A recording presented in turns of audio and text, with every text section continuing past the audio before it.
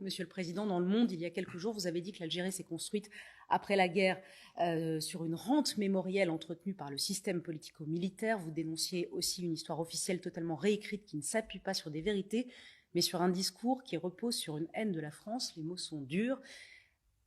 Vous les maintenez? Ce qui se passe aujourd'hui est une crispation qui est la réplique de ce que nous avions connu au printemps 2020. Je rappelle, l'Algérie avait déjà rappelé son ambassadeur suite à un reportage, d'ailleurs du même journaliste, cette fois-ci sur le plan audiovisuel, qui avait décrit ce qui se passait en Algérie. Donc, moi, j'ai le plus grand respect pour le peuple algérien et j'entretiens des relations vraiment cordiales avec le président Tebboune. Après, nous avons enclenché un travail avec le rapport demandé à Benjamin Stora, la commission que nous allons lancer sur la base de ce travail en profondeur avec la jeunesse française et franco-algérienne.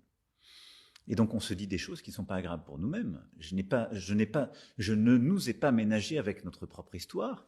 Il y a quelques années de ça, et ça avait produit quelques troubles, quelques réactions. J'ai été le plus franc possible avec notre histoire sur la question des harkis, et je continuerai ce travail. Quand la question m'a été posée sur l'accueil du rapport de Benjamin Stora en Algérie, j'étais obligé de dire la vérité. Le président Tebboune, on en a parlé, nous. Et c'est quelqu'un en qui j'ai confiance. Et il a eu des mots amicaux et proportionnés. Mais la contrepartie de Benjamin Stora a eu des mots extraordinairement durs. Beaucoup de gens ont insulté, parfois menacé Benjamin Stora suite à ce rapport. On ne peut pas faire comme si cela n'était rien. Et donc, nous devons continuer de cheminer. Donc, mon souhait, c'est qu'il y ait un apaisement. Parce que je pense que c'est mieux de se parler, d'avancer. Il y a sans doute des désaccords. La vie, c'est fait pour parler des désaccords et aussi les partager. Et je pense que simplement, nous avons trop de nos compatriotes dont l'histoire est mêlée à l'Algérie pour faire comme si de rien n'était.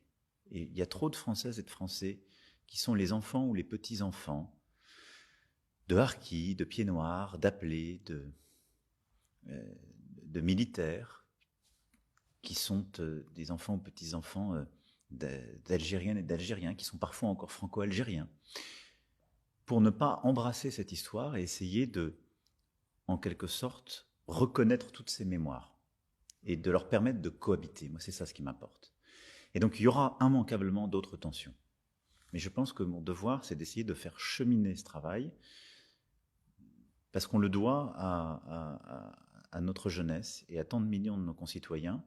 Et je pense que notre incapacité à regarder cette histoire en face dans toutes ses composantes est un peu devenue la matrice de beaucoup de nos problèmes dans la relation avec le continent. Et de problèmes en France, et tout du coup, simplement. c'est ce que j'ai dit d'ailleurs en chaîne, ce n'est pas un problème diplomatique, c'est d'abord un problème franco-français. Donc on doit continuer à faire ce travail avec beaucoup d'humilité, avec beaucoup de respect, parce qu'il y a, vous savez, ce ne sont que des histoires de blessures. Le problème, c'est que beaucoup de ces blessures sont inconciliables les unes avec les autres, où on construit leur histoire personnelle dans une forme de rejet d'une part de l'autre. Or, on est tous ensemble dans le même pays. Et donc, on doit avoir un projet national qui nous embarque. C'est mon travail, mais il faut le faire en disant à chacun, vous avez votre place et je reconnais votre part d'histoire. C'est la nôtre, tout entière. Merci, Monsieur le Président. Merci, Emmanuel Macron, de nous avoir accordé à France Inter cet entretien exclusif pour cette journée pour les femmes afghanes.